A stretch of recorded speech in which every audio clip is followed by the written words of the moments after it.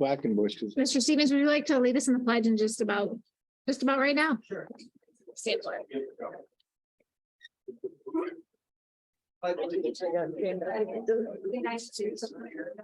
And to the republic which stands one nation under God, indivisible, with liberty and justice for all. Roll call. Jenny David. Here. Roger Mayhew. Yeah. Charles Wiltie. Here. Brenda Simmons. Here. Craig Scott. Here. Commissioners, any additions or corrections to the agenda? Commissioner Scott wanted to add Dennis Stevens under item 3D related to Ogemaw Township. Well, MTA.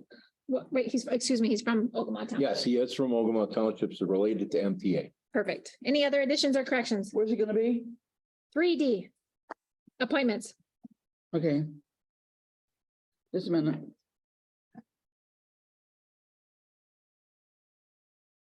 Get ARPA funds are on there. Contracts on there. Okay. Good. Any other additions or corrections? Okay, item 2, public comment. This is for agenda items only. Same rules apply. Are there any public comment in the room? Any public comment on the phone? Item 3, appointments. 3A, we have Honorable Scott Williams, probate court judge related to the Child Care Fund basic grant. Good evening, guys. Good evening, Scott Williams, County Probate Court, Michael LaFave is the Family Court Administrator, Friend Court. 2 basic items we have. I think we included the information in your packet. The first is regarding the basic grant that the court gets. As of the first of the year, we're eligible for up to an additional $41,520. That is for funds, preventative funds, typically for kids that are not in our court system. What we do is find kids at schools that try to get to them before they get to the courts, basically. Historically, we've had about $15,000. The state has increased that to a total of 56. So basically, the only thing I need from you would be approval from Ms. David to sign the amended grant with the state of Michigan. Is that my understanding? Yes, that is. We will need a signature because we're modifying the basic grant total through the system. There's an opportunity here too, if I could interject that. If the board authorizes, the county administrator is also authorized to sign it. I don't necessarily specifically need your signature. So if it's easier as across the board when the resolution is passed to include Mr. Dolihany as a person who's eligible to sign that once you as the board approve it, that's a change that we can make if that's how you want to proceed. So either way. Is this once a year? This is a unique occurrence because they're raising this. If we were to do any type of amendment to the child care fund budget, that always requires your signature. Right.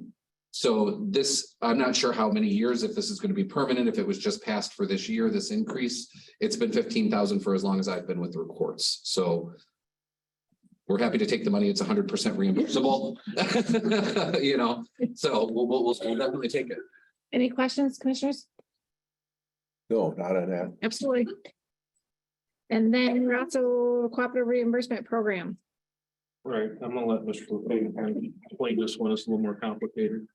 Okay, so the cooperative reimbursement program is the program that reimburses friend of the court 66% of all child support related activities, or what's referred to as 4D activities. That involves a contract that has to be signed. That is always a 5-year contract. That 5-year contract comes with a 2-year extension option, which on our last 5-year contract, they did extend that. So we're in the extension period now. We're getting ready to sign at some point. We don't know the time frame, but I just wanted to make sure you were all aware that this contract will be coming, that we're required to sign with the Office of Child Support and the feds that allows for that reimbursement. The numbers that you see on it are their numbers. This is something we always deal with when we work with friend of the court. They say, hey, you can have this much money. And they tell us what that's supposed to be. And when I submit that contract, I have to match those totals.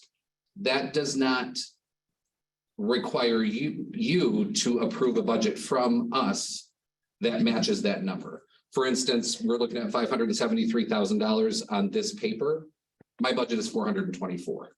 So we don't, it's not relative to the budget that I enter into with you for friend of the court. That's the maximum amount that they would approve to be reimbursable.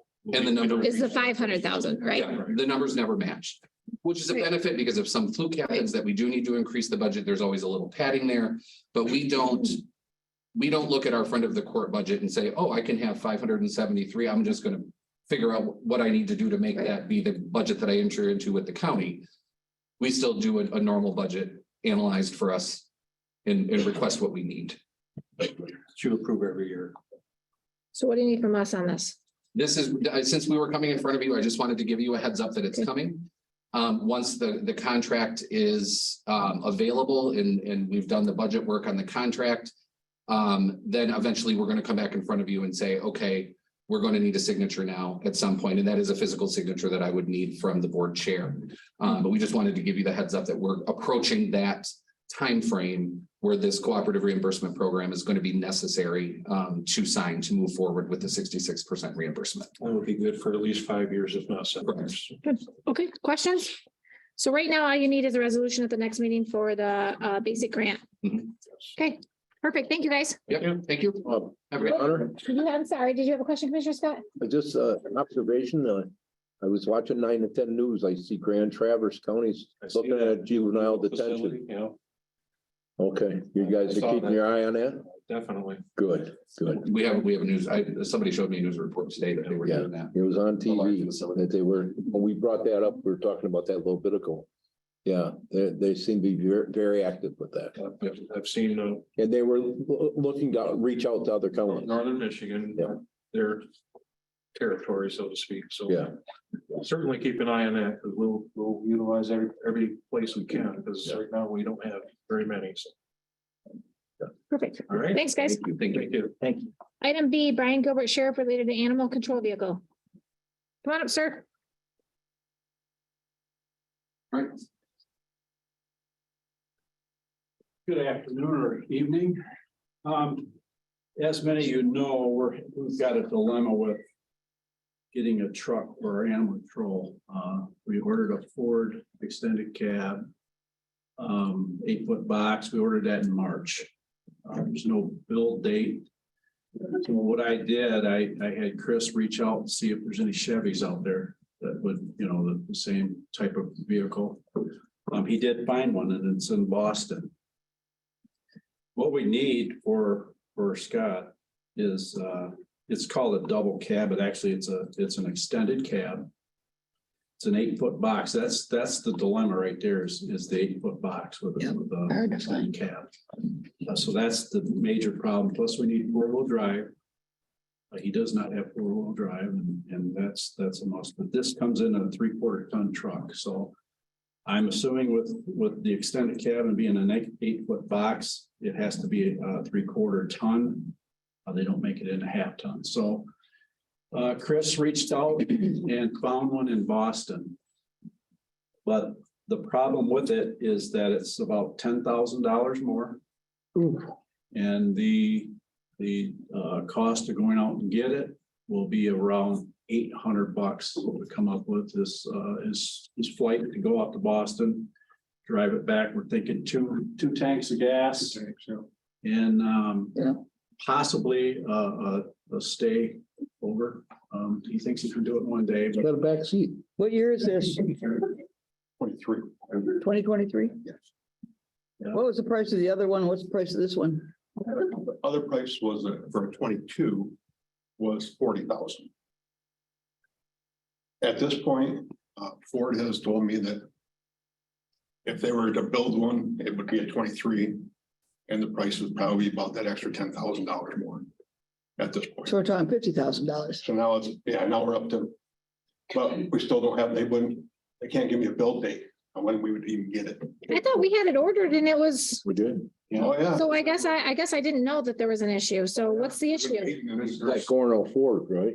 We went through Gorno first, didn't we? Signature. Yes. Signature. Yep. Okay. So what's is it just delayed? What's the issue exactly? Because I was not aware. It's just supplies. Just the Ford product. We've got one just to bring up for our fire department down there. We've had one ordered for since June and we're having the same problem. We can't get the Fords. This is the same issue we have with the equalization and zoning truck, where they just simply canceled the order on us. That was Gorno. Right. What was that? Planning and That was Gorno. equalization is a vehicle that we actually went through my deal. And had ordered it, but ordered it about a week or two after we ordered the building inspection trucks. Those two trucks arrived, but they called us or got a hold of us about 6 weeks ago and said, we're canceling the order. Who got hold of you? Ford actually canceled it through the dealership. Oh, through the Back to us. dealership. What dealership was that? Was that Gorno? Town or out of No, town? no, it was on my deal, so it was probably a downstate dealer. Yeah, probably either Signature or Gorno's. Were we informed of that? Because I didn't recall that. So that was stated in a meeting? You Oh, yeah. might have been absent at that meeting Okay. that came up. It was brought up. $10,000 extra, is kind of a lot of money. Unfortunately, that's a good number because if we were to go through the process and ordering again, we're probably now looking at a 24. Yep. Which we might get by the end of the year, this year, might, but the price is going to go up even more. So unfortunately, this is probably the best of the bad options we have in front of us. The truck that I know Scott is driving right now, I'm happy that it's still operating. I'm convinced it's going to be operable much longer. What year's that? It's an 09 or 10. I think it's like, oh, no. Yeah. But It is in rough shape. It is. We got pictures of what We already. But there aren't any other dealerships Don't we? anywhere in the United We States? already have the box. It said Boston. Yeah. I did 1,000 miles Right. radius. So there's stainless box, real nice box. Yeah. Two, one was in Montana, the other one was in Maine. Make sure that So- it's gonna be a The one in problem. Boston, I think the one in Boston. Right. Oh, that's where the other two. That's our dilemma. Yeah. But we need to get Scott in a good So you're route. going with a Chevy instead of a Ford? Is that what you want to Yeah, yes. I know, but I have a I question. thought it was gonna be blank. So with us already having the Thought it was box, gonna be blank. say if we would go ahead and get this truck from Boston, once it comes back, I mean, it's basically a new box and it's It'd be all ready to brand go on new. the road. brand new for. The only thing we'd have to do is put a radio on it. We gotta get a radio put in there for him. And today I You got talked some to program Chris stuff. about, I'd like to get some amber lights on the back, on the box. So if he's pulled off the side of the road, the amber lights are flashing for his protection. So there ain't a whole lot we have to do other than sticker it up. We got the stickers already, so we're good there. You have the exact price of the one that's in Florida? I'm sorry. You have the exact price of the one that's in Florida? Boston, you mean? I mean, Boston, I do. taxes and everything? Well, there's no tax because we're taxed. Oh, that's right, that's right, that's right. It's $50,944. Basically $51,000. Yeah, might as well say 50. Has anybody looked to see if there's anything used with an 8-foot box? 3/4 ton truck with 20 or 30,000 miles? They're not, it's just not out there. Have you looked? Oh, yeah. And if you do find one, they're more money than There's this. more money, yeah, they're new Yeah. price. So Yeah. it's crazy. I mean, and I can't believe Believe the it. pricing on some of Yeah, my them. nephew, You don't know. well, there's for the dealership, they got one. Dumping that. Well, typically, again, with 20 or 30,000 miles, you got a little bit of warranty there, but that was my question. Right. So, Well, we're asking for you to. This is our, Tim, this is on our ARPA plan. It was originally, yeah. Yeah. We've already passed 2 resolutions regarding this, the purchase. right. The plan would be if you were agreeable to doing this, we'll bring another resolution on Thursday next week that will rescind the original one and then we'll insert the new cost so that everything is of record. We'll see it. And obviously we'll have to update the spreadsheet on the ARPA funds, for whatever extra this is, but I think that would be the smoothest way to do it. How much do we have left of the ARPA funds and how much we spend it on, what we spend it on? If you That's in the, Yeah. that's on our agenda. We'll get there. Okay, Simmons. I'll wait. Would you like this put on the next meeting, a resolution for this purchase? Commissioner I Simmons? mean, vehicles are hard to find. I mean, use one, new ones. I mean, you go to the dealerships around here, I mean, they got what, a couple new ones and a whole lot of used ones. You know, Commissioner Mayhew, Oh, yeah, I'd say yes. your opinion Is this four-wheel drive or two? four-wheel. Yes. for animal control? Yeah, it ain't a bad price. It really ain't. It'd be kind of nice. We had a millage for animal control for the 12 months out of the year. You're jumping ahead, Commissioner Simmons. Huh? Slow down. Commissioner Looking into the Wiltie. future. I think the longer we wait, it's gonna cost more, supply chain. I agree. You know, we can't find them. I know for sure single cabs. If you like it, this one's still there. Are you done, Brenda? Are they holding it? Okay. Commissioner Simmons, hang on. I'm sorry. I know friends in construction, single cab, 3/4 ton, 1 tons are just about impossible to find. And I do agree with Mayhew. I think price isn't that bad, so I think we need to. That was the issue that I had was actually the regular cabs were actually easier to find than this double cab. Long box. That's why but he needs that extra room inside for all of his equipment and so on. So. Commissioner Scott, Yes, absolutely. Put it on. We've been waiting and waiting and we gotta get going. Just want you to know with the understanding that it's gonna cost. Get him out there to get it, you know, about roughly $800. Wait, like that. The other thing, Ron, you want? Commissioner, hold on, guys. We got one person talking. Commissioner Mayhew, go ahead. not to throw anything into it, but have you checked to see what it would cost to have it shipped here? About $1,900. Yes. Yeah, my brother got one from Maine, it was 1,000. Yeah, they're telling me about $1,900 to transfer it from their dealership up to here. Right, but, Um, Even, well, like I said, with the $800, that's including my wages.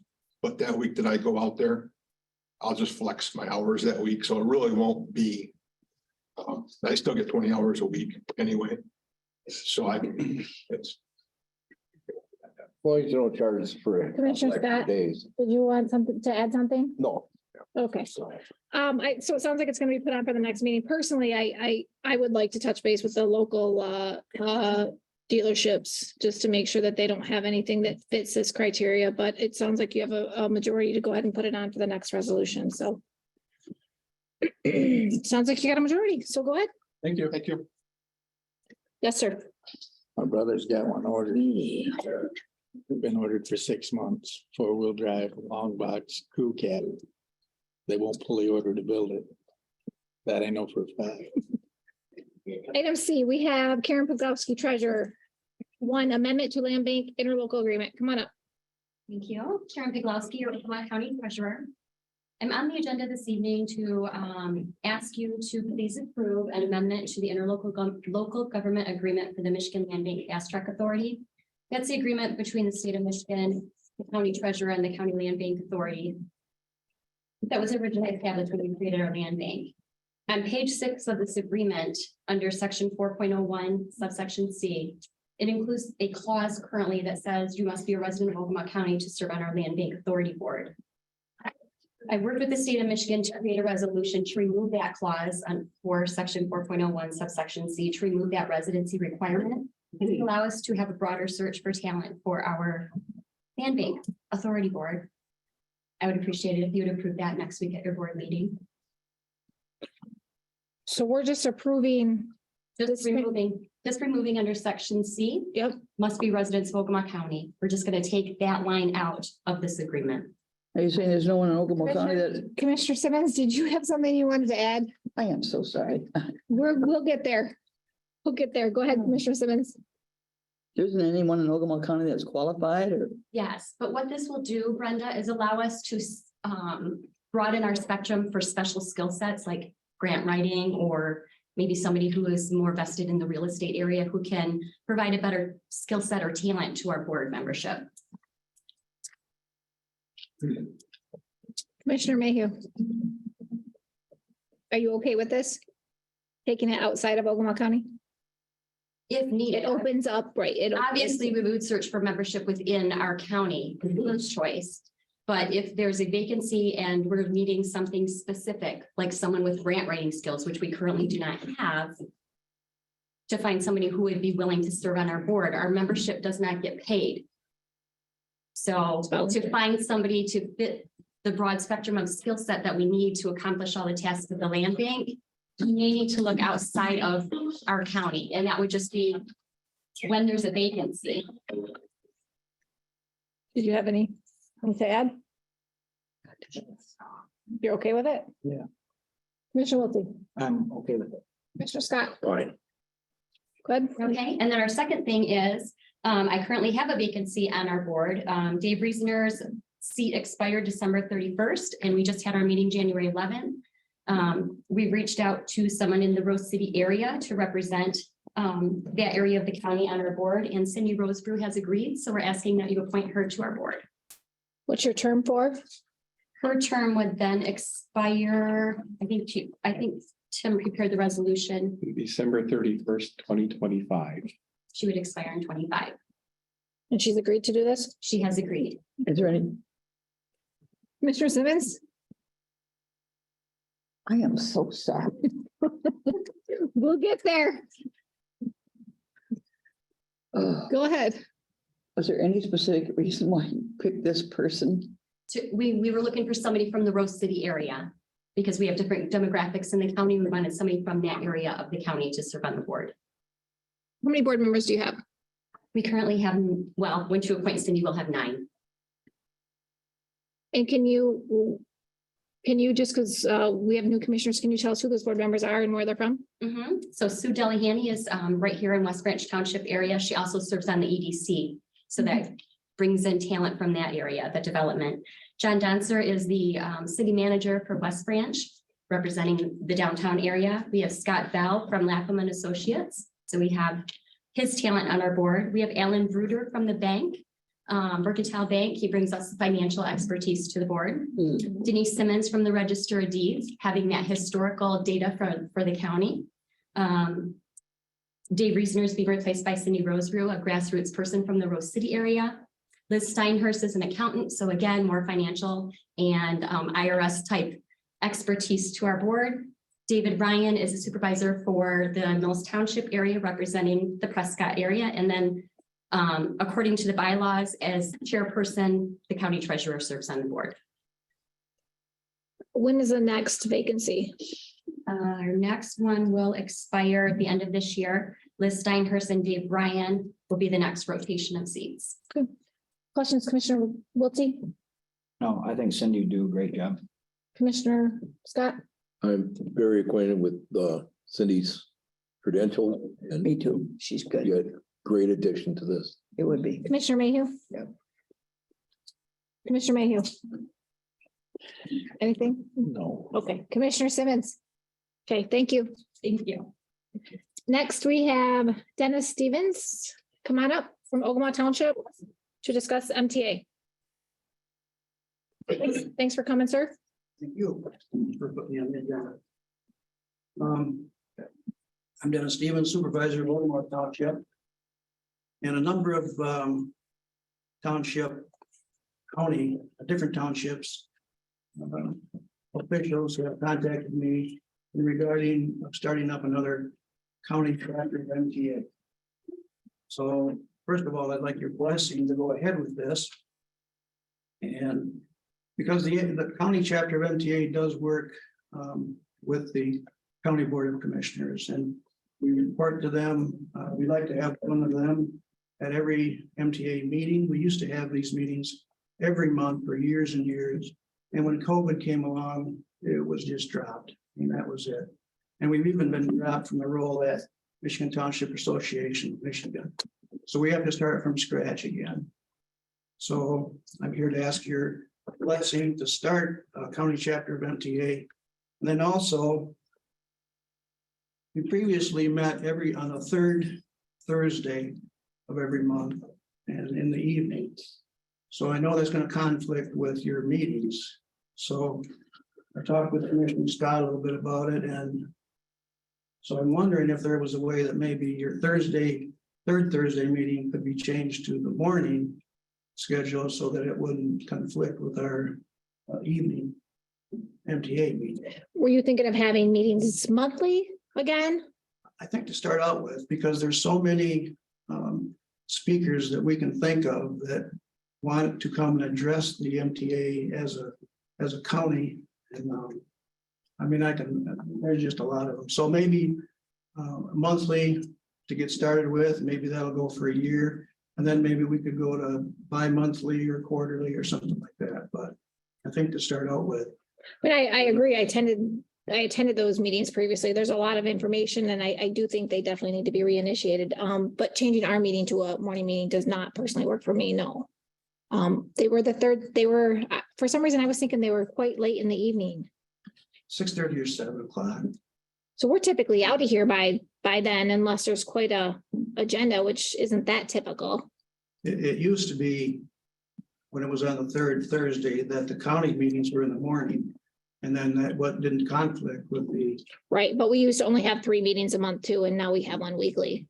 well, that's up to you, but I'm just. Right, that's fair. Commissioner Simmons, And is there any other day of the week, the month that you could have that besides the third Thursday of the month? I mean, like a Wednesday or, We like it a little later because then all the townships have had their meetings within the first 2 weeks usually. So the third week is usually the best. It could go to the fourth. Possibly, we could do that. still wouldn't help us because our meeting's at night. Commissioner Mayhew? The MTA meetings, the Michigan Township Associations basically gathered together in they were rotating townships. Are you thinking about doing the same thing as far as location? That'll be discussed at the organizational meeting. They did rotate them from different townships, a couple different ones, and a bunch of people came together, like road commission, emergency management, where a whole bunch of information was shared to all the townships at one time. They're a pretty informative meeting, and they haven't had them for quite some time. So he would like to reinitiate those. Right. So now, are you asking us for Blasting to reinitiate? Yes. Okay. And that's not needed, correct, Tim? You're free to meet. It's just gonna be a matter of, picking a date that's convenient for everybody, which I don't envy your challenge there, but that's, I think, all he's asking. Okay, Commissioner Wiltie. Never been to one of these meetings, but I feel that getting back going and being consistent, very valuable, just communication wise with the townships. How many townships have you talked to so far, and does it feel like everyone's really? Not everyone. I've talked to 5 different townships. They all are interested in restarting this. Yeah. Okay. Well, I fully support it. I think it's a great idea. I mean, what about if you were the thoughts of Wednesday, the third week or the fourth week on a Wednesday evening? Does it have to be a Thursday? It doesn't have to be. Our township board meeting is the third Wednesday. All the conflicts. You guys is later. Again, we're typically out of here. I mean, we're not here till 7 o'clock typically. We don't really like that. So if it's, I mean, on average, would you guys say we're out of here by 6:30? Commissioner Scott, I guess you, in the past 2 years? Well, I think that it's our committee as a whole meeting, and I think our committee as a whole meeting works better in the daytime anyway. Most of the people that have come and our appointments tonight are all our elected officials or department heads. And they're taking time out to come back here at night and do it. I myself would like to see the first 3 meetings of the month in the morning, and then the last one being available for the working people to come in the evening. I think we get more out of our committees, the whole meetings during the day. And to the point that you're asking him to change, you're talking 14 townships have to change from what they were used to. You're asking 5 people here. And just us to be involved in it, that's all. I mean, matter of fact, if it still fell on this night, could the commissioner in that represent that area go to the meeting? And if I had to leave early here to get there, say Hill or Goodar or something like that, then go. We'd like to go also. And I know Karen's waiting for the land bank, especially to go. I think the sheriff would like to go to some of the MTA meetings. We know that our emergency manager, Mike Bowers, has been gearing up for it. I represented Horton Edwards in before the last term, and they both want it. I know that. Foster Township would like it. And I can speak for Ogemaw Township too, but I think it's a well-needed thing. And I think the county's been missing out. These things are very well attended. A lot of different townships went to these things. I mean, I attended probably 10 of them. We usually have cookies. Yeah, that's always a good thing. It's always a good thing. But I really think we should change the whole, it has worked. I'm not saying it doesn't, but I think it works better during the daytime hours. I'm going to disagree with you. I think we get better attendance in the evening. Again, a morning does not work for me. I think everybody's very well aware of that. But these meetings haven't been active now for 2+ years. We've been doing these meetings now for 2 years. So again, that does not work for me, but I'm only one person. The evening meetings here work better for myself. So Commissioner Mayhew, They work fine for me too, the evening meetings, evening. Commissioner Simmons. I have meetings in the morning with the committee, so I wouldn't be able to attend the MTA meetings I wouldn't be able to attend our commissioner of the whole meeting if they switch it to morning, because I've already got other meetings that morning. I mean, so I think we're all agreeable. Yes, go forward with it. But as far as us changing our meetings, I think Commissioner Wiltie, I guess I wasn't exactly sure on your thoughts, but 3 of us over here were okay with evening meetings. I mean, I'm flexible with my schedule for mornings or evenings. Again, I think this is a great idea, and I'd like to see this happen. I do understand some of the things that Commissioner Scott's saying, but yet also you guys haven't been together in a couple of years. Right now, you have a few people have committed. I'd like to see it happen, but I think, you could possibly do it another evening other than Thursdays. I don't know why Thursdays has to be the exact night. So I just went through our agendas and we roughly, our night meeting, that committee of the whole is between 6:45 and 7:15. Okay. Ish, so. So please move forward with reconvening these and let us know. Okay, very good. Thank you, sir. All right, thank you. thank you. First, Brenda. Oh, I'm sorry, Commissioner Simmons. I'd be real quiet. Go ahead, Commissioner Simmons. Well, there's also, Friday, Saturday and Sunday available too. There are. Right, absolutely. And on Sunday, everybody's usually back the weekend and done all the stuff they're gonna do, all the trouble they're gonna get into, so Sunday might not be a bad night, really. The thought. Don't shoot me. Thank you. That's up to you guys to decide. First have to have an organizational meeting. Right. And then at that meeting, make a decision for sure on maybe what night for sure. Oh, my goodness. Thank you. Thank you very much. You'll keep us informed? Yes. Perfect. Item 4A, transit, millage. Mr. Blamer, come on up. No. How are you, sir? Living the dream. Nice to see you. Same here. I'm Ray Blamer, I'm transit director. So, before we get started, I believe it was last week and Mr. Wiltsey had asked me about what kind of coverage we had in the Skidway Lake area. And I wanted to verify that the Rose City area has the same coverage. We have 4 buses to Rose City every day of the week. Just like Skidway. So I just wanted to verify that to everybody that's concerned, because I didn't address Rose City at that time. All I talked about was Skidway Lake. So, but that being said, what do we want to do about the millage? What, have you gathered any further information from last week? Tim, did you gather anything further? There's some things I can walk you through on the iPads. The first item that you'll see is a spreadsheet showing the fiscal summary of the transit organization from 18 through 22. So you've got a good 5-year picture of the finances. Just a few things I want to point out. First of all, These are audited numbers with the exception of 2022. This is right out of our BSNA records here. Obviously, we're undergoing that audit right now, so the audit's not available, but this is probably not exact, but probably very close to what reality will show. So things I want to point out to you on the revenue side of the spreadsheet, that line called local millages, you can see how much has been collected with the millages since 18. I'll point out the second millage was voted on in 2020 for how many years? For 5 years, from 2020 through 2024 inclusive. So as you're looking at these spreadsheets, you're probably wondering, why did the millage number not increase until 21? Well, it's a simple response to that being that our fiscal year starts on October 1st.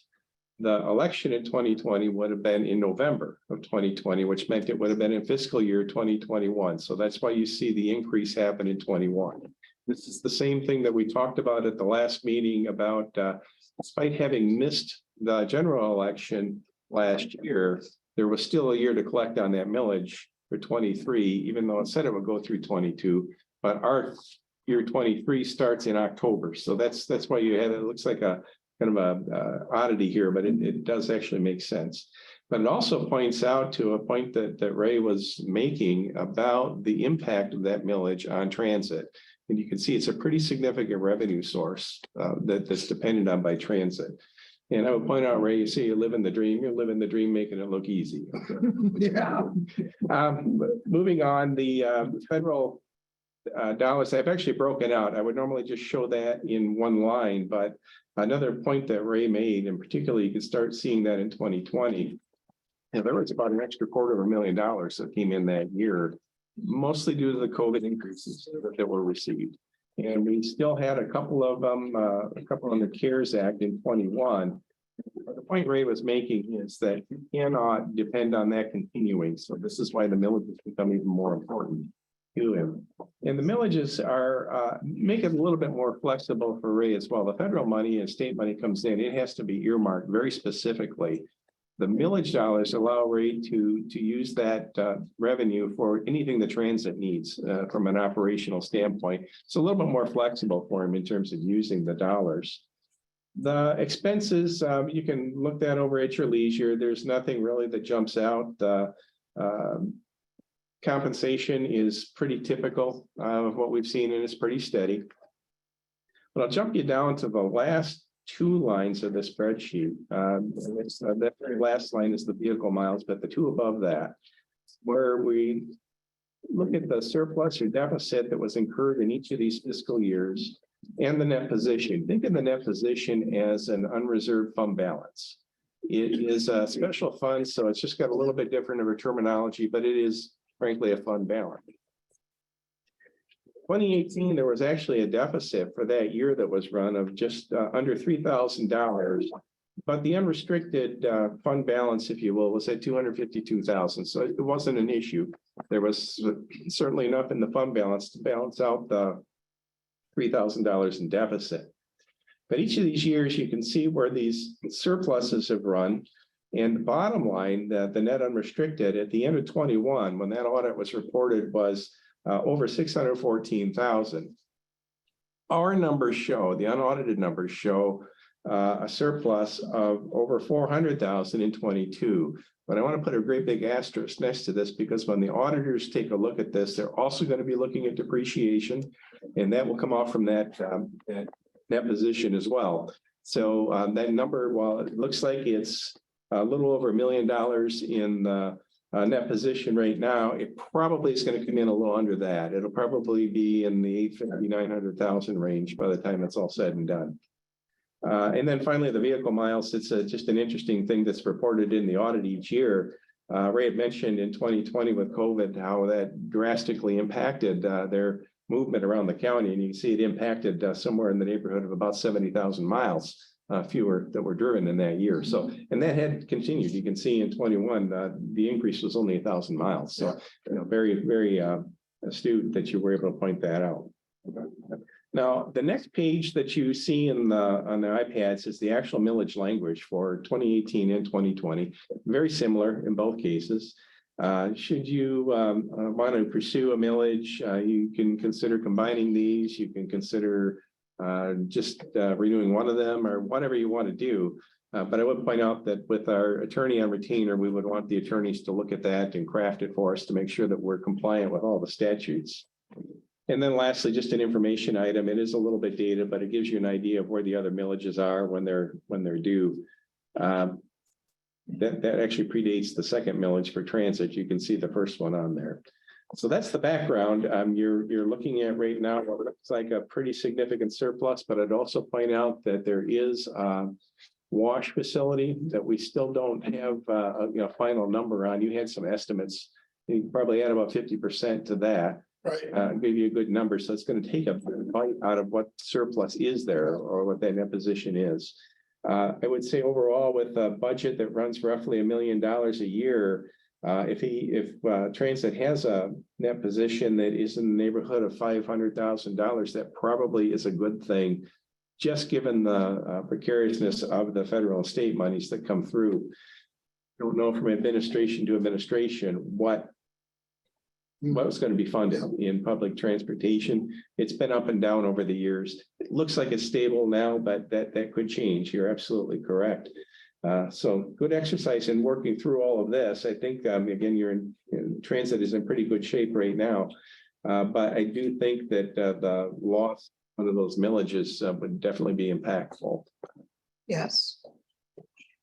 Opinions, commissioners. Yes, what's your question to us, Mr. Blamer? As far as doing a special millage, what is your request? Well, that's what I would prefer to do a special millage so that we don't lose any of the millage money. If we don't do a special millage this year, then we will lose that money for the following year, or would it be two? Would it be two if we waited till a regular election? Then it got voted in. We wouldn't get it for another year. Am I correct there? So your election will be in November. Your fiscal year starts in October. And so I understand that going into the year, we wouldn't budget that money. Election occurs in November. Assuming the voters approve, the tax or the millage rates that we turn into the state get amended and sent back to the state, and it goes on the tax roll in December. So it would impact that year. So you would be missing 1 year. 1 year. If you skip this year and waited till 24. We don't know how much it would cost to have the special election yet. I don't know how to figure that out. I tell you, the school was roughly 20. It's right on 30. 30. I don't remember. but It was Well, 20 and 30. I know The school that was. Roscommon had to do this. I think 2 years ago, and theirs was a little over 30,000. That's just what their director had told me. They're bigger. Yeah, When do you need this answer? What's the deadline then if we're looking at a November special election? It's in August. So we have plenty of time. You also have an August date that's available. We don't have a lot of time to file for it, though, do we? Don't we have to? Yeah, I don't know all of these terms. Right, so- right. I called the bureau today. They don't have the schedule out for the August election yet. They referred me to tell you guys to continue to look at the state website to see when they do list it. But if you go by past practices, you can do that. I'm not gonna give a date because I'm not gonna be wrong. But you probably have 2 months. Ish, Right, Commissioner, 2 months or less. But, yeah. Commissioner Scott?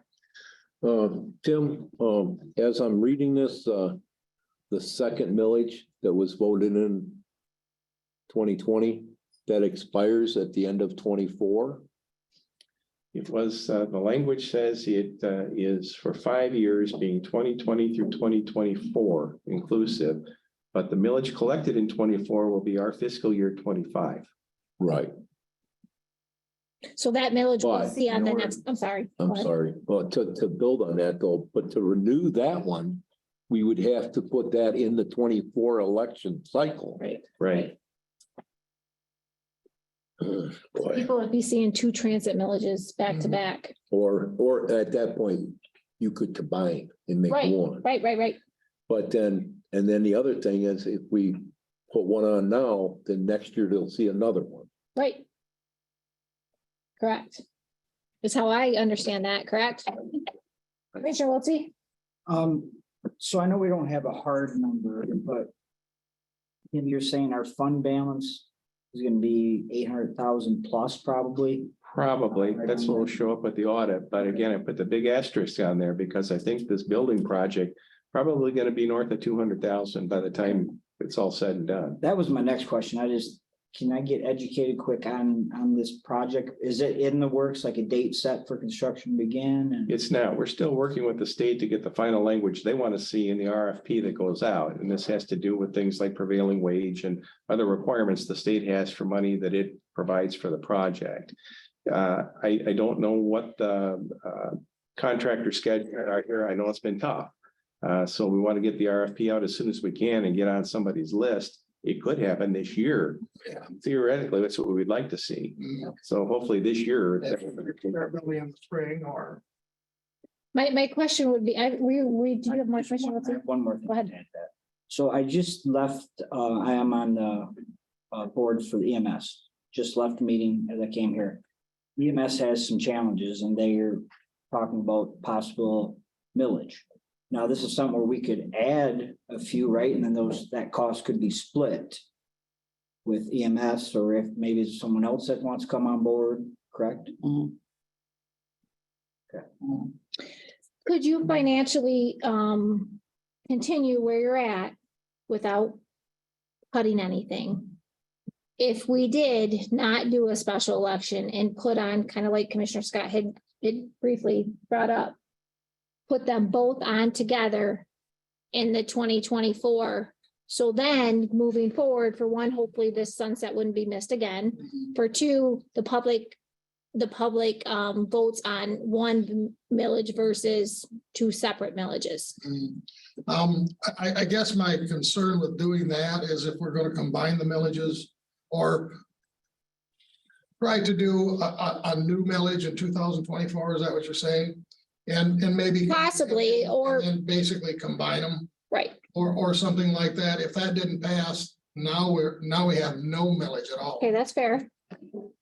And we're going to lose, I'm asking the question. we're going to lose that millage for an entire year. So you're looking at these figures, you can take that millage right off of that. It won't be there next year. Right, so that was my question. For 1 year of not collecting that millage, could you financially maintain where you're currently at? Do Because you of have that answer, or do you need to look because into that? of the fund balance, yes, we probably could. But that fund balance is unrealistic also. Right. Like Tim had said, a lot of that money has come from the state and federal government as extra money. We got 40% last year in federal, which is normally 18. We're getting 36% in fiscal year 2023 versus 18. And they've told us that that's it. After this year, there'll be no extra money. And I can tell you that when I started, the state operating was up around 39.56572%. It's down to in fiscal year 2023, it's 34.5852%. So it's dropped about 5% in 7 or 8 years. I'm a huge supporter of the transit. I have a lot of patients that 100% depend on the transit. I know They're able to stay in their home because of the transit. So I just like to, whatever we do moving forward, the best probability of the millage passing, whatever that decision would be moving forward. Mr. Mayhew. I was told the last millage that come through, you was supposed to do weekend. They said they don't get it. We are not working Saturdays. I understand that. What I'm saying is the people that voted the millage in said they voted the millage in for Saturdays, weekend pickups, and they're not getting it. They're not happy. No one's getting it. We're not open on Saturdays. I don't have enough personnel. I'm just saying, it's your millage. Feelings is what you're, their But thoughts. That's what my. That was from the new millage. I never told anyone about Saturday service. The Saturday service came from the original millage. Okay. There used to be a As I Saturday, was told. there used to be a Saturday service, Oh, yeah. correct? From like 9 to noon or something. Yeah. When was that cut? Once we lost all of our help during COVID. So that was during COVID. So that was Yeah. fairly recent in the past 2 years. So yeah, we haven't had Saturday service. We did pick it up again last year, I believe, for a little while, but we couldn't sustain it. All of our part-time people can only work 29 hours a week. But this is information that then, as the people are going to vote for this, that we're able to take back. to them. Exactly. So- And basically, I just have to get some people hired. And I have a line on a couple of drivers. I'm gonna pursue tomorrow. Our dispatcher is another story. I've trained a couple of them, but at this point, I don't know if they'd be ready to work a Saturday by themselves or not. But that's here nor there. On a Saturday, we could do some other things. People could call in prior to the Saturday, have it all set up on a Saturday, and if the dispatcher, if we didn't have a dispatcher, we could transport the people that had a scheduled ride. But on Saturdays, a lot of people will just call in like normal and to request a ride. Our hours were 8 to 4 on Saturdays. Well, I got 5 townships that I go to. And this is common, that side of the thing, that's, But and you want a new millage and you want to get it. I'm just saying these people have a sour place in their mouth. and I don't know why they, in the years past, they had Saturday service just like Skidway Lake. But on Saturday, we only go there twice. We're only working an 8-hour day. We go get them at 8 in the morning. Well, we don't open till 8, so we leave around 20 after 8 or so to go to Skidway and Rose City. Bring the people in, and then we take them back around, I believe, 2 o'clock. Is there any verbiage in the millage about hours of service? There's not, is there? Okay, that's up to the department. I believe that that was a promise that the old director made to the community for the millage. By word of mouth, nothing in writing, I do not know that. but that's fair. Commissioner Simmons, did you have something?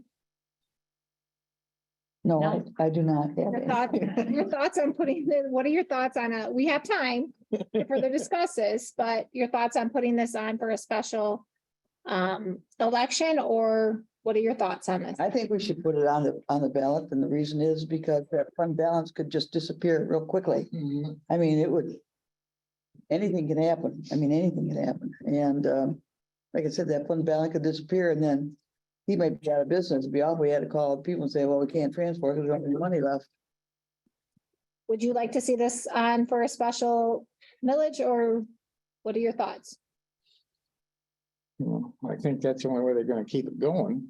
I really do. But like you said, the bad part is what I'm hearing on my end. And you can tell these people at these township meetings that you're going to, that we are trying to get the Saturday service back.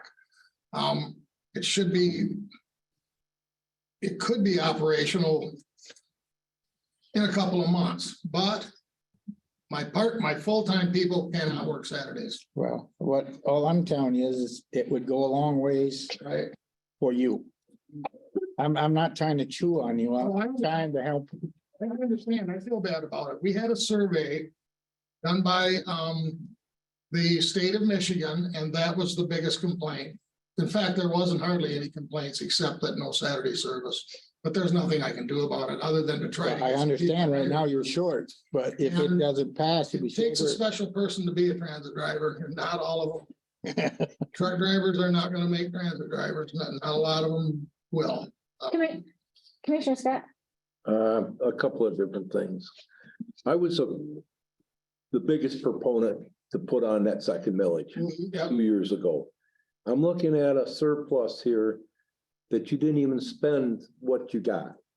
We got you more and you didn't even spend it. You didn't have to. You got a deficit, you got a surplus in that exceeds what we put on the in ballot. 2018, Tim said that didn't we have a No, deficit? 2018 wasn't when we put on that, but when we put on I that thought we had a deficit of $3,000. of, yeah, $3,000 in 18. In 19, you had a surplus of 218. In 20, you had a surplus of 392. And then the millage came and you had a surplus over and above the CARES Act money. Over and above that, you still had a surplus. And it appears that 22, you're going to have a surplus again. So I'm disappointed that I was told Chicken Little, the sky was falling when to put the millage on. We put it on. We got the people to pass it, but you didn't even spend it. It's there. It's the money's still there. Now Commissioner Wiltie tells us that EMS might go on the ballot. Now, I don't want to split the cost of a millage request with EMS, because what that does is now put two questions on the ballot. Am I gonna vote for EMS or am I gonna vote for transit? Or do I vote for both? Or do I say no to both? Or do I say no to both? There's four answers there. Correct. I don't know that I want to put transit up against the EMS. I don't, I that can wasn't tell a you. sure thing. It was a thought, though. Well, it's a thought, but you gotta put this in our thought process, I think.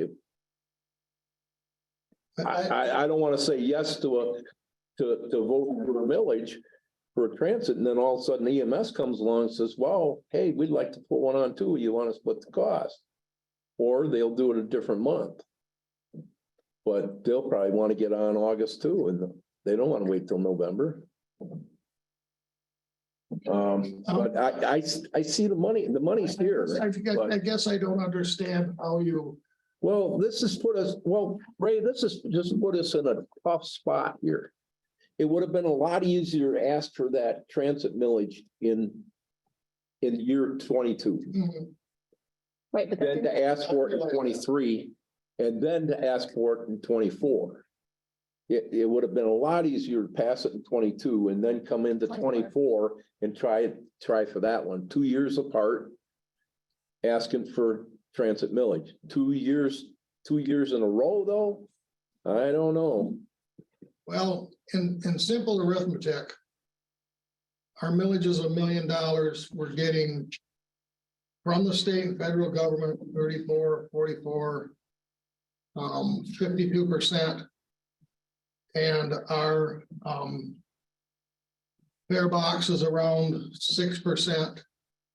And there's no other income but the millage. And that doesn't come up to $1 million in a year with one millage. Oh, no, it doesn't. It doesn't even come close. It's a half of them. But you're saying that we voted in this other millage, but we didn't spend the money. We didn't.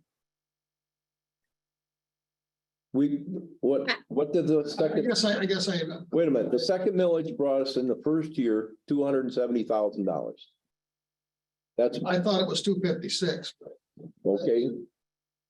No, the second millage, the one that's in now.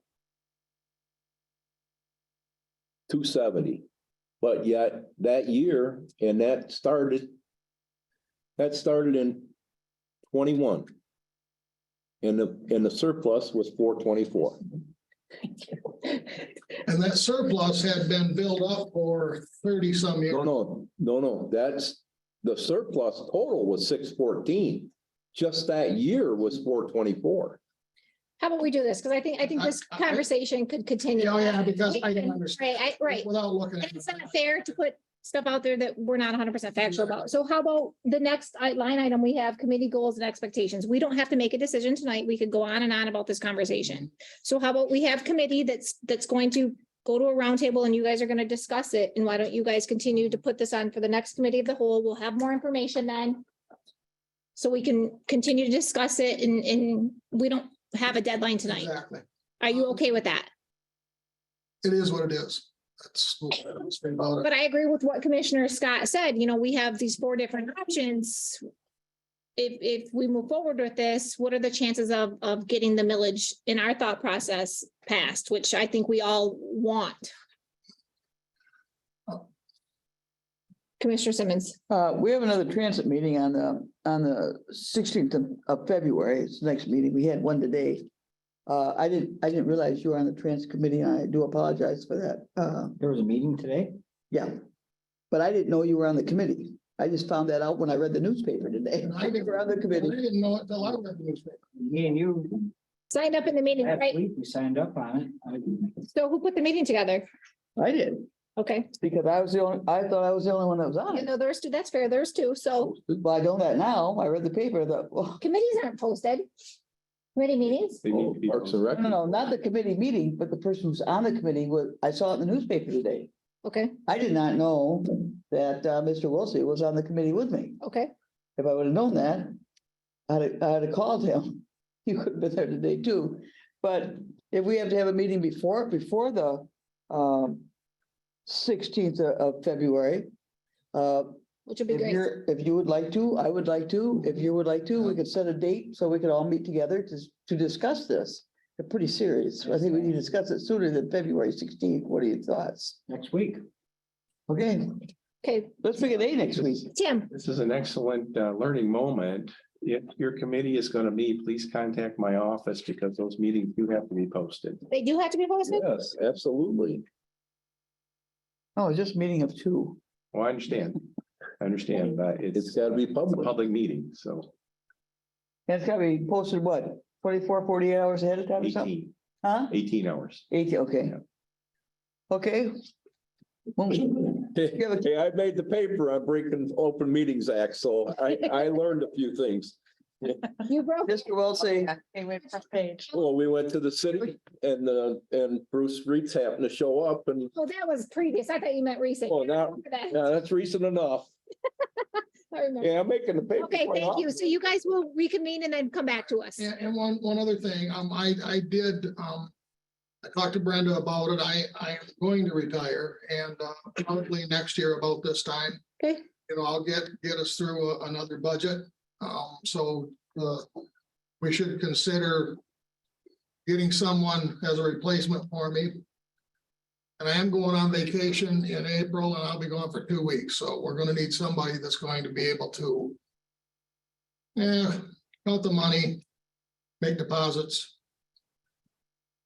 do claims, something like that. There is a gentleman that I'm hoping to hire as a driver and he would have that kind of knowledge.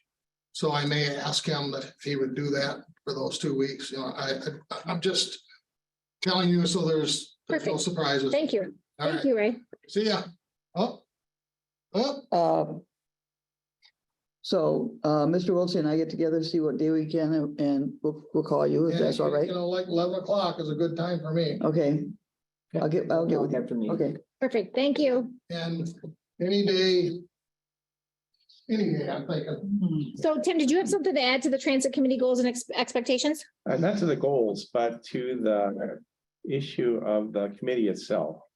The attorney got a hold of me after our last meeting. If this is going to be a permanent standing committee, we'll need to amend the bylaws just to include an item G that says transit committee. If it was your intention that this be a special committee that would expire at the end of the year, you don't need to do anything. I would strongly recommend, given the circumstances we just heard, that this probably should be a standing committee. And if that's your pleasure, then I will prepare the resolution to amend the bylaws to make that official. I agree. I think absolutely it should be. Do you guys agree? Well, in addition to that, then I think we should expand outside of just 2 commissioners and and the department head, I think we need citizens involved too. I think that I agree with you, but I think that that's something, Five-person committee would be minimum in my Well- thinking. I think that's something that Ray should have input on along with the other two commissioners and then come back to us. Can they, as far as how many committee members? And that'll allow me to do some research too. There may be some precedent and statute about how we go about something like that. So I can Yeah, I wouldn't Get be that averse to research that at done. all. Okay. So there'll be more, It might help, really. absolutely. They might realize more of what the transit's all about and how difficult it is to run. And then they take that information back to the factual information, hopefully back to the Exactly. community. So thank you. And I know that Rose City in the past didn't. I don't know how to say this. There was a lot of people there that just didn't think that transit was treating them right. And I didn't know how to correct it. We were going there like we do Skidway Lake, and we still are. And we go all the way to South Branch 3 days a week. Take a gentleman there in a wheelchair that works there. You know, we're doing what we can, so. Thank All you. right. Thanks, Ray. Yeah. Anything else on that, Tim? You're good? Good. Okay, next time clock procedure policy, 4B. Tim? This is the policy that two commissioners have already seen, three of you have not. This is probably new to you. This policy was put together by the county attorney to address the use of the time clock. The policy itself was taken to our department head meeting a week and a half ago, whenever it was, but there's been no feedback. And I guess I'm not too surprised because it really does state what we do right now. It's current practice. And it, I think, does solidify exactly the hierarchy down in item D on the second page, where any questions that an individual employee might have, particularly in the case of our elected departments, would need to go to their department head. You want me to pull that up? For I don't have it either. Where is it? Oh, You can't. It's 4B. Second. For what? 4B. if you want to start. 4B. into the 4B is on, what's on the agenda. All in on the order, that's- Other way. Well, They're out of order. that way. Go ahead. And then it's 2 pages, one up, one. That's what I mean. There's nothing there. Sorry. So Tim, what exactly changed from previous? And nothing. It's the same policy that you've seen. I don't have it with me. All right, we'll do it this way. Our legal team took a look at this. Our legal team prepared it.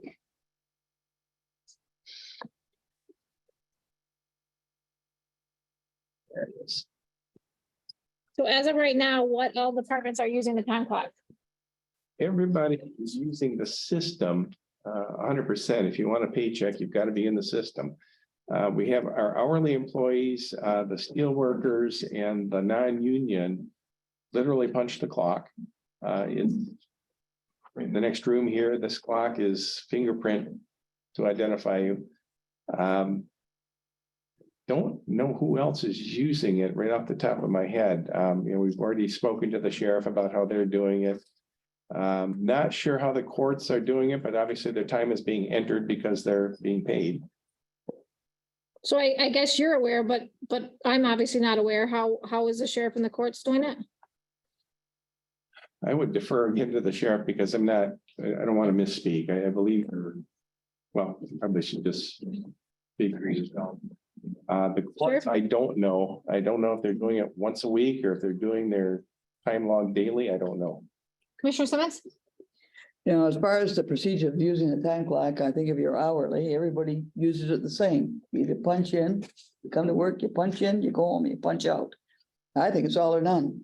Instead of getting a time clock here for 7 or 8 people, spend all that money. I think everybody should use it. That's all I gotta say about it. I don't know why it's only 6 or 7 people that gotta punch in down here and no one else does. It doesn't make any sense to me. Never has. I can just briefly address that. We did get and I'm sorry again, you probably should get a copy of this too, but our attorney was asked that question and the legal opinion that came back dealt with, I'm sorry to be bureaucratic about this, but dealt with the co-employer status of our elected offices. And the bottom line is the elected department head can determine how the time clock is used, whether it's punched in, whether they do weekly compilation, whatever. It's that department head that has the call. In the case of the steel workers, we actually have it in the contract that they will punch in, so they're all set. There's no doubt what's going to happen there. What even did you those say that just are- prior to that? When you're talking about it's up to them, the elected officials, blah, blah, blah. Elected official, unless, yeah, in case of the contract is going to supersede this, but absent language in a contract, the elected department head sets the rules for how their office operates. And that includes whether or And not this contract supersedes what their authority is? the contract does, because they're signatories on the contract. As a co-employer, they're signing the same contract that says these employees will punch in. So your clerk, register of deeds, treasurer, prosecuting attorney, all have steel worker I know, they all signed it. workers. I've They seen all it. signed it, and so. So all their hourly employees have to punch, Exactly, every one of them. everyone. What this policy will do is also include now all non-union employees by this policy, At will employees, at-will employees. is what you're Yes, talking about. right. So you're telling me everybody on this floor here has to punch in? We have some court employees in the one wing, but by and large, that's true. Well, yeah, that wing, I forgot about that wing. That's I my always think wing. about upstairs, but they do have a Question. group of them down here. Hang on. But other than that, I mean, it's like the treasurer's office, the prosecutor's office, the clerk's office, the registrar's office, equalization, everybody on this floor has got to punch in. That's right. Everybody at transit punches in. But then why wasn't that put in the contract for each contract for hourly employees? Why was it just put in the steelworkers contract? That contract predates me. I couldn't, We just did negotiations, so that's not true. the contract language that's in these these are carryovers. So even the time clock issue was in the prior contract. But it wasn't, but you just redid all these contracts, is that correct? I did, Then why didn't you change them? didn't have the system when we did this. We didn't have BSNA? We didn't have the time clock. That we just implemented. They had a different time clock, but they could have Have no. there, but they didn't have to punch in there either. Who had questions? I'm sorry. I was gonna mention, Tim just did. I was at Transit the other day, and Transit is using Nova time clock. So they are using it there. They are steel workers also. Yeah, and as far as renegotiating, there is a lot of the contract carries over from year to year, contract year to contract year. This isn't anything new. Matter of fact, we probably did more changes since I've been involved in 2 different contracts here. We've done a lot more changes in this last contract than we sure did the first time around. Right, but this has been a discussion for a period of time. This transition's been happening over a period of time. It was from department to department. Yeah, This has been happening for a while and it's been being discussed. So, Yeah. because that was part of the discussion is how, as far as how this software got sold to us. right. It did, but Correct. These contracts, but the bottom line is, these contracts are screwed up, and I'll tell you why. Hang on, Commissioner Simmons. well, it's just a matter of, you got 5 different contracts going on here. Yeah, you got. Yeah, just not a simple 1-sentence thing here. Nova time wasn't here. The other way was, it was totally accepted to do the time clock here in the steel workers before. This isn't anything new to them. But the hang up here is the elected officials, the exemption for elected officials, which is state law. We are not bosses over, the commissioners are not the boss over the clerk, the treasurer, the sheriff, I know the that, register of deeds, the judges, because they are elected by the like people. you and I, just like Okay, you and guys. I. But But I'm sorry, hang on, you They completely. don't have to, they don't have to follow the rule the same way. But part of the. Well, they purpose all of this- signed the Commissioner Simmons, contract. Commissioner Simmons, but part of this was getting control of the overtime. I get it. The comp time, all of this software was supposed to help with that. Well, I can tell you one thing. I'm still on negotiations. I think I will be at the next contract time. I can tell you now that we have better accounting of everything. It will be on the table. In certain departments, you have better accounting of things. We have a lot Also, better part of accounting this was because of our audit as well. Some things were found comp times that were not correct. Right, but Some now, people that also, hang on, Commissioner Scott. okay, Also, some departments that didn't cooperate with giving things to our auditor. right, So this system was exactly supposed to. right. This system was supposed to help with that. Basically, dot our i's, cross our t's. It makes no sense to me of why somebody would not follow this. That part of the system is working. We are now accounting for all this stuff better. You know, some comp time was kept in a notebook. Correct. So It is no longer being kept in a notebook. Now it's being gone through. it still has to be manually inputted then if they're not. It has to be manually inputted into Novatime. And once it is, then we're accounting for it. We didn't account for it before. But if you just clock, it No one else. it doesn't have to be manually entered. There can still be error with manually. Oh, I'll go along with that, but the thing is once it's manually in, it's there.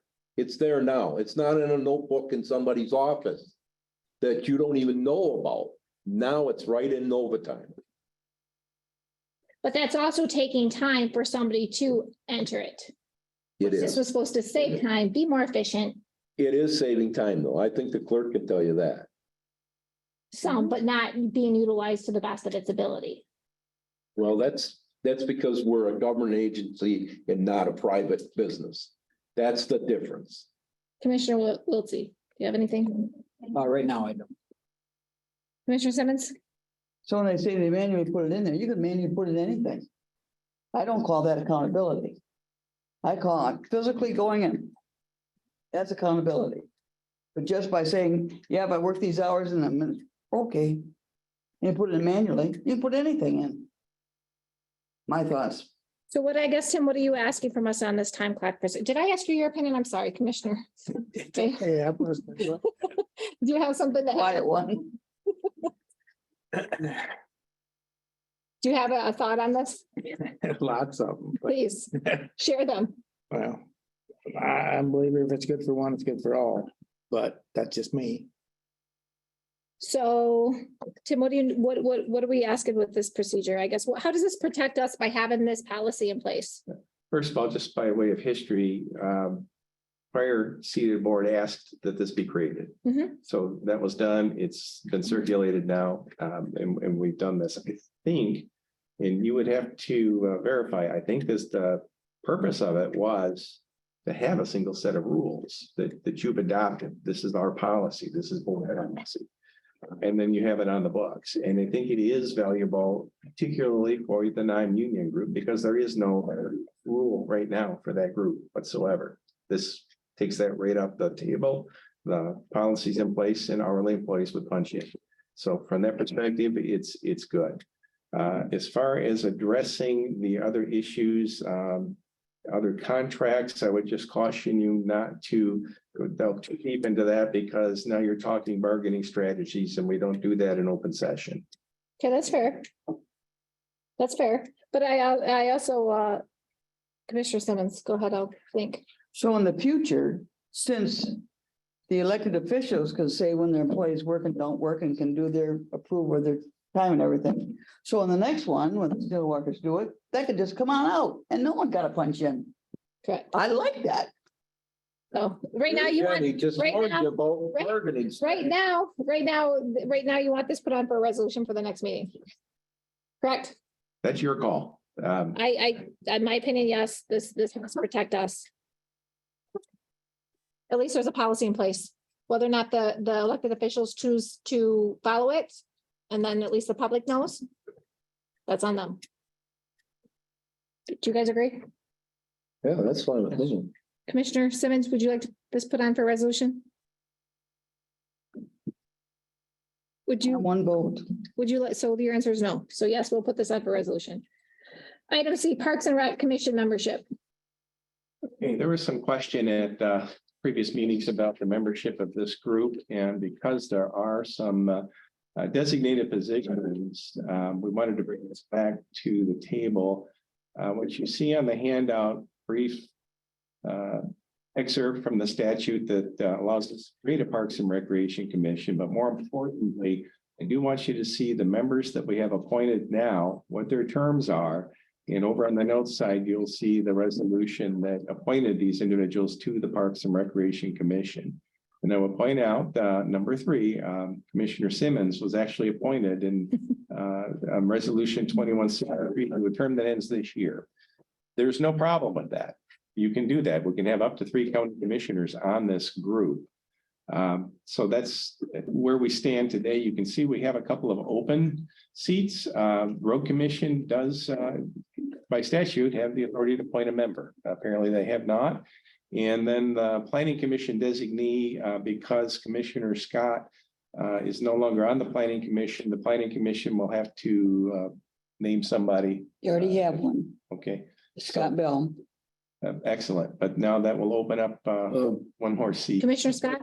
There is another name that's not on here. Ellen Pugh is on. If Scott Bell took the planning commission's designee, because he sits on a planning commission, you could put Ellen Pugh into that number 4 spot. I would bring a resolution to the board and you can appoint her. Okay. She's already been appointed, correct? I thought her. we had already voted on it. We just need to know her expiration then. Well, this is a solid slate right here. You've already passed resolution. When was I appointed, please? Resolution 2163. So in 2021, probably in the first quarter, maybe second quarter. Isn't it funny that I was appointed to that and no one told me about it? I didn't know I was on that committee until someone read it off to me and I said, no, I've never been elected. Commissioner Simmons, you are on that committee. Is there a way, if you do not want to be, that she's able to exit? I would have never been on that committee if I'd have known that they put me there. I wasn't even there. I knew nothing about it. Okay, Nothing. so again, the question is if you don't want to be on that committee, is there a way for you to, do you want to continue or would you like to get off? I want to be on as a commissioner, Okay, so there's that. but no one ever told me about it. No one ever called me. Thank you. Ellen Pugh, how do we find out that information, Commissioner Scott? As far as if we voted on it, we'd have to just look at the minutes. I don't know. Your minutes are mine. It'd be here, these minutes here. Whether or not the commission voted to put her on, approved that selection. I don't exactly know when. Maybe I contact Ellen and ask her when she thought she started. And we could look back at some minutes right in that area. Tim, you look more into that and we'll have that on by next week. Yes, we could certainly, yeah, we should be able to address both of those issues. If it's a matter of moving Scott Bell to the planning commission slot, then that opens that seat that he's in right now. Okay. You could easily insert Ellen Pugh into that slot and you're good to go. Perfect, thank you. Item D, ARPA fund status. Tim? Let me get back to there just in a second.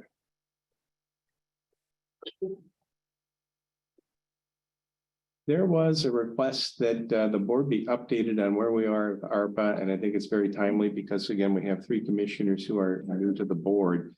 The spreadsheet that you have in front of you shows you by resolution project amount where our commitments are right now. And I would jump you down to about the middle of the page. You see the animal control truck on there. We will probably be amending that. Give me your machine, I get you that.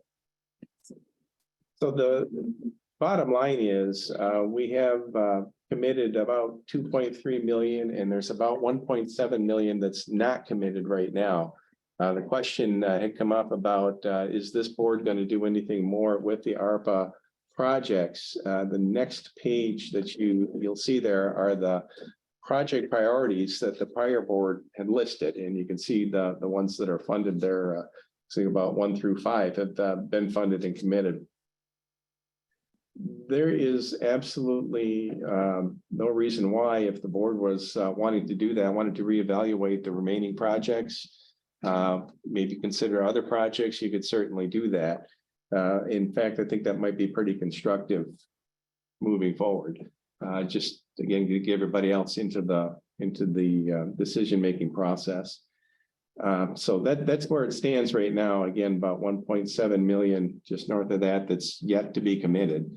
Because this was declared as lost revenue, all of those deadlines that originally came out of 2024 and 2026 do not apply.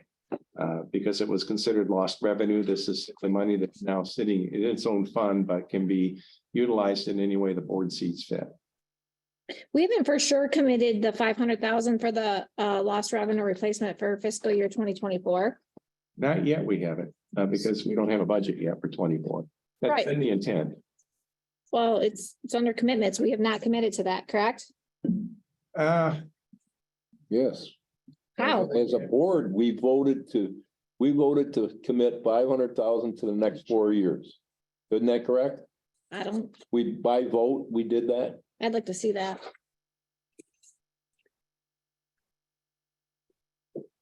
And one other thing there, number 13 Sting, we voted to pay that thing. We did. That was the meeting that Commissioner Newbecker and David weren't there. Commissioner Braun brought it up and 2-1 vote.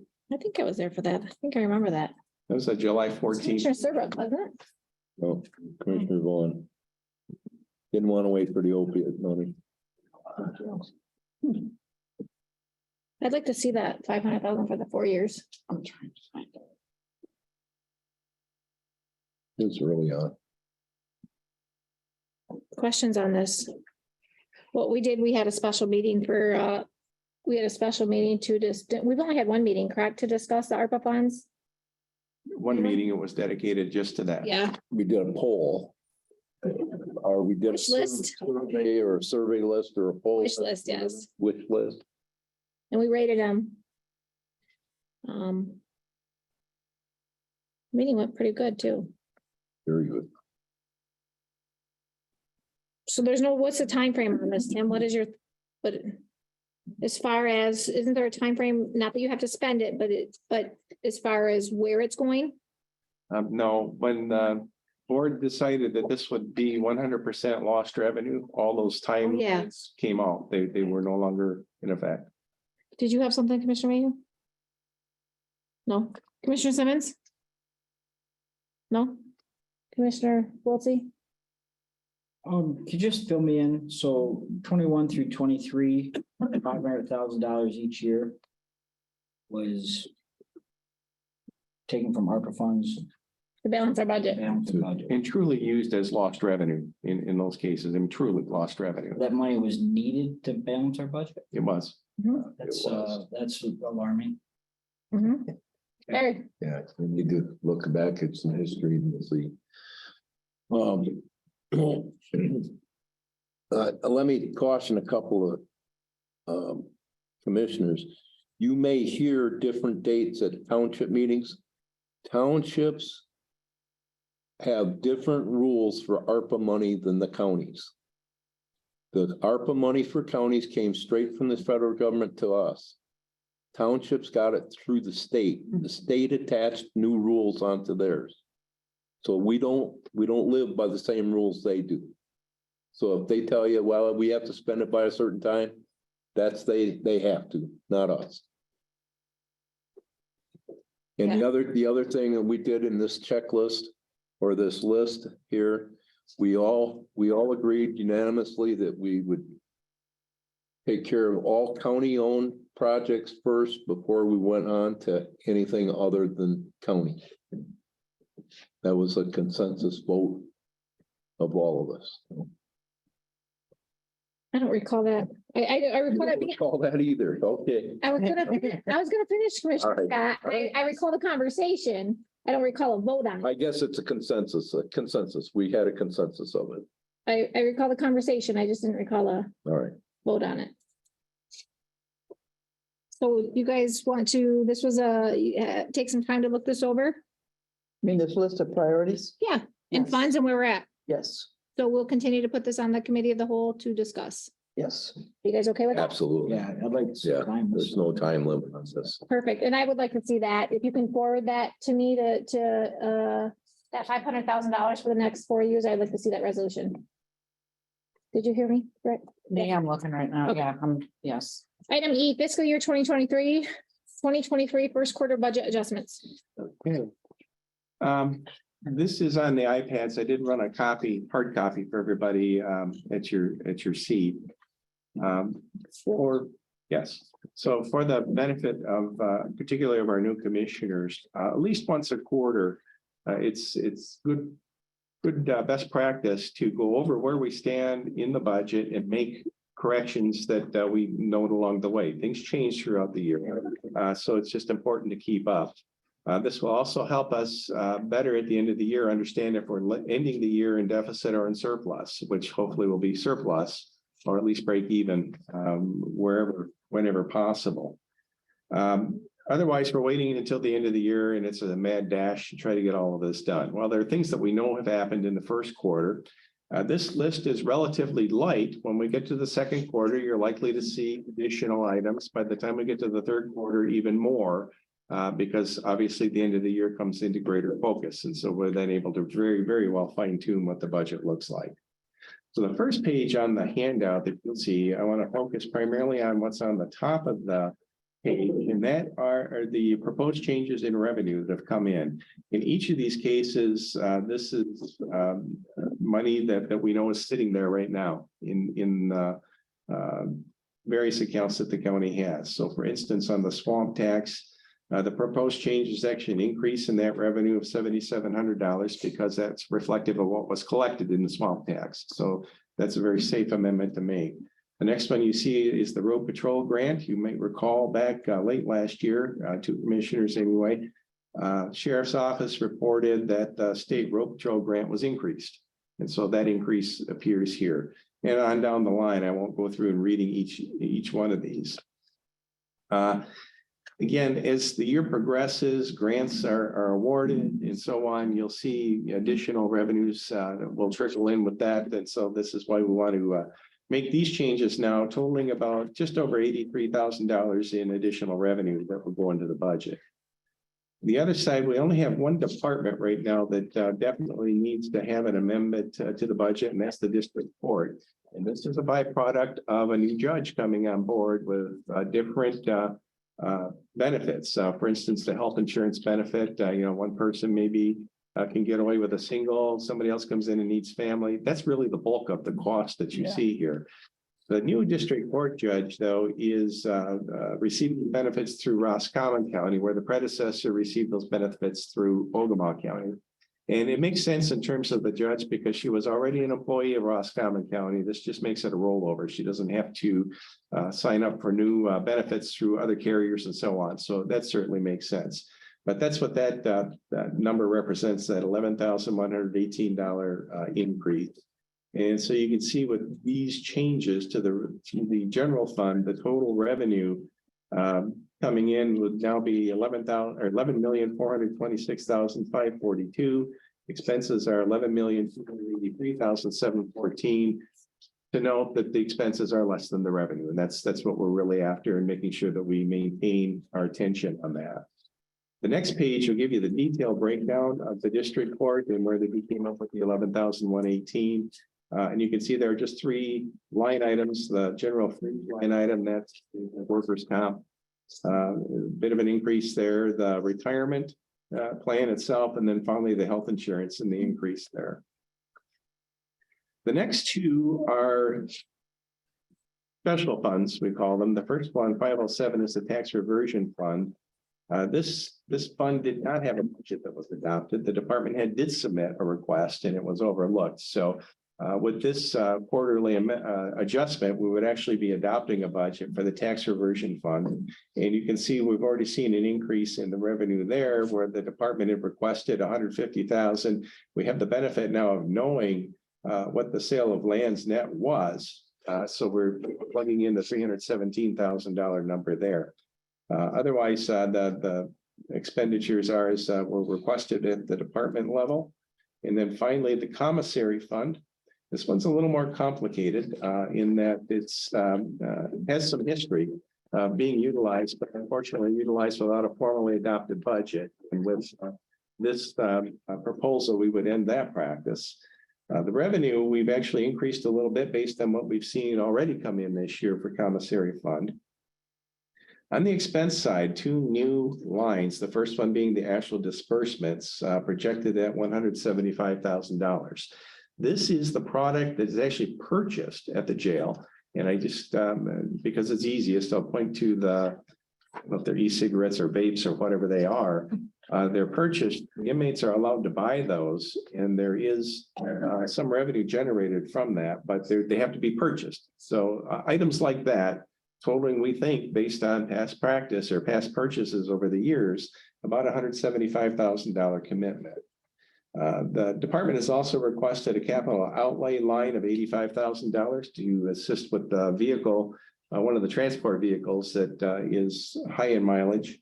And then the transfer out, we had already adopted as part of this budget. So this would be an amended budget. That 225 is moved over to the general fund to offset some of the jail costs. So it's important that we make that connection because the only way or the only expenses this fund can accrue are for the jail. And in this case, for the inmates. Now, what types of things are does that money account for? Well, you see a line up there called indigent inmate supplies. Rather than doing that out of the commissary fund, that's just a common operational commitment that we make because we have a jail. So that's part of what that cost, that 225 transfer helps to offset. You have other things in there, in that category, maybe we mentioned the cable TV that's over there. All those types of expenses that benefit the inmates are rolled up into that. So in this case, if this were adopted, we would have a total expenditures of about $485,000, but only $300,000 coming in revenue. So how do we do that? Well, the next few lines will show you, we had an audited fund balance in the commissary fund at the end of fiscal year 21 at $330,000. Our unaudited surplus is reported in our accounting system right now for last year was $113,000, bringing a total fund balance of $443,000. This proposal would use another $183,500, leaving a fund balance of $260,450 in the fund at the end of the year. And again, I would emphasize the 2022 number is unaudited. We'll be able to solidify that here in a few weeks when the audit comes out. So that's the nickel tour of the commissary fund. We do have a number of internal accounting entries that we'll need to make. As I've gone through these, I found about 7 phantom departments. What do I mean about that? Well, when we did the change of accounting numbers, we had some departments such as the prosecuting attorney went from Department 229 to Department 290, which is all well and good, but we have some expenses now that have shown up still in that Department 229.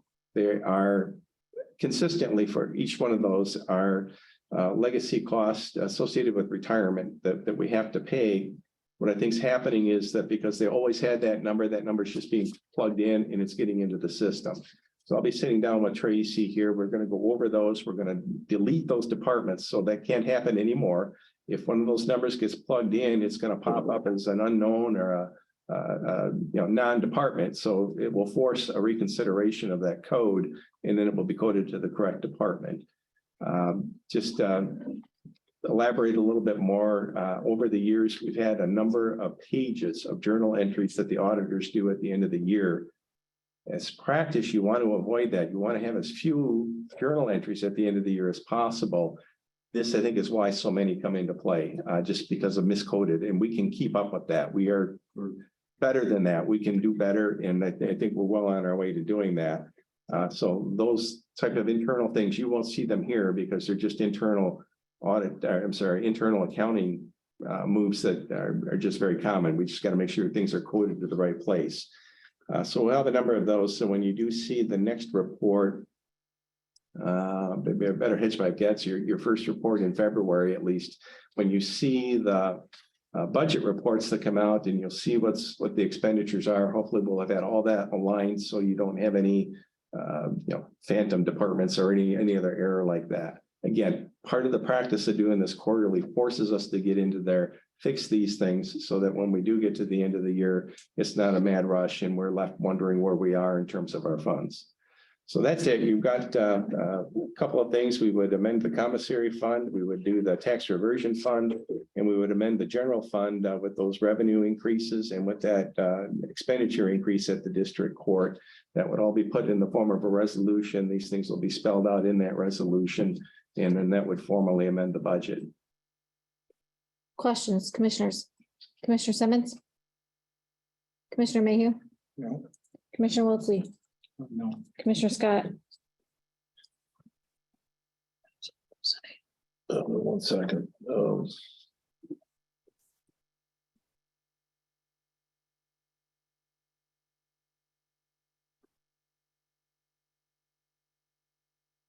I went over this with Tim some already.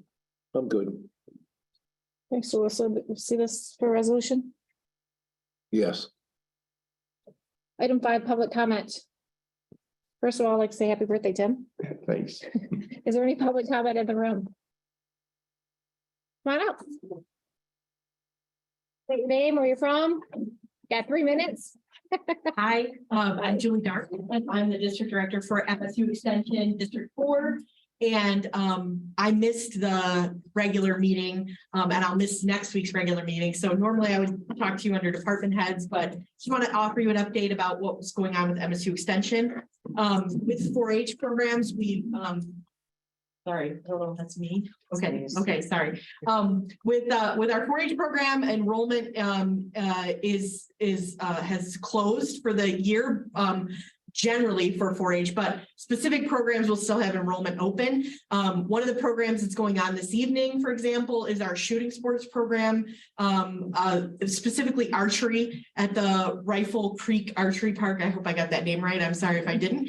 So we're excited to have youth involved in shooting sports again and to have leaders that are qualified to offer those programs. We've got a lot of programs coming up, planning for the entire year of 4-H. Excited to mention that Exploration Days will be back on campus this summer in June, starting the 22nd. I'll be offering a session for youth about making ice cream. It's my first time doing that, so I'm really diving in and trying something new with that group. The 4-H Dairy Conference is happening in March, and it's in Roscommon at the Ralph McMullen Center. So that's nearby. It's a good opportunity for youth who want to participate.